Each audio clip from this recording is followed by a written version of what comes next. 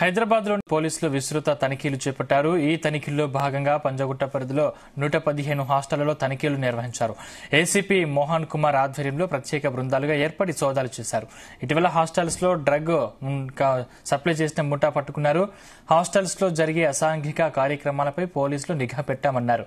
Panjagutta CI Shobhan నేర నియంత్రణలో భాగంగా పలు హాస్టల్స్ లో ముందస్తు తనిఖీలు చేస్తున్నామన్నారు. అనుమానాస్పద వ్యక్తులకు రూమ్స్ ఇవ్వడంపై ఆరా తీస్తున్నామన్నారు. హాస్టల్స్ నిర్వాహకులను విచారించి సెక్యూరిటీ జాగ్రత్తలు తీసుకోవడంపై పలు సూచనలు చేశారు. నిబంధనలు ఉల్లంఘించే హాస్టల్స్ యాజమాన్యాలపై తగు చర్యలు తీసుకుంటామని హెచ్చరించారు పంజాగుట్ట సీఐ. పంజాగుట్ట పరిధిలో ఉన్న హాస్టల్స్ లో ఉన్నతాధికారుల ఆదేశాల ప్రకారం ఆకస్మిక తనిఖీలు చేపట్టడం జరిగింది. ఈ తనిఖీల ముఖ్య ఉద్దేశం ఏంటంటే నేర నియంత్రణ, అది డ్రగ్స్ కావచ్చు, దొంగతనాలు కావచ్చు, ఎటువంటి వారు ఉంటున్నారు, యాజమాన్యాలు ఎటువంటి రక్షణ చర్యలు తీసుకుంటున్నాయి, అట్లనే దాంట్లో ఉంటున్న విద్యార్థులు కావచ్చు, లేకపోతే ఉద్యోగస్తులు కావచ్చు, ఎటువంటి సెన్స్ ఆఫ్ సెక్యూరిటీతో ఉన్నారు అన్న విషయాలు తెలుసుకోవడం గురించి, అట్లనే నేరాలను నియంత్రించాలనే ఉద్దేశంతో ఈ ముందస్తు తనిఖీలు చేపట్టడం జరుగుతుంది.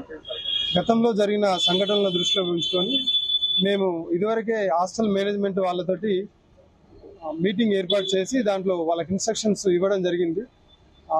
దాంట్లో ముఖ్యమైన ఇన్స్ట్రక్షన్స్ ఏంటంటే సెక్యూరిటీ గార్డును 24/7 పెట్టుకోవాలని చెప్పేసి, అట్లనే సీసీటీవీ కెమెరాలను అన్ని ఏరియాస్, అన్ని రూమ్లు కవర్ అయ్యే విధంగా పెట్టుకోవాలి, 30 days బ్యాకప్ ఉండాలని ఇన్స్ట్రక్షన్స్ ఇచ్చినాము.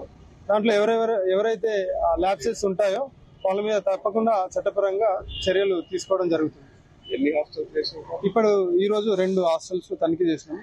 ఈ హాస్టల్సే కాకుండా మాకు కొన్ని ఇదివరకు జరిగిన విషయాలను దృష్టిలో పెట్టుకుంటే లాడ్జ్లు, హోటల్స్ లో కూడా తనిఖీలు చేపట్టడం జరుగుతుంది త్వరలోనే.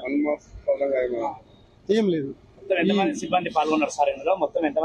ఏసీపీ గారు, మా పంజాగుట్ట ఏసీపీ సారు, మా ఎస్ఐలంతా మరియు ఒక 22 మంది సిబ్బంది పార్టిసిపేట్ చేశారు. ఈ తనిఖీలలో ఇప్పుడైతే ఏమి దొరకలేదు. ఇది కంటిన్యూస్ ప్రాసెస్, ఈ రోజు చేసి వదిలిపెట్టేది కాదు. మాకు వీలు కుదిరినప్పుడల్లా, లేకపోతే టైం చూసుకొని చేస్తూ ఉంటాం.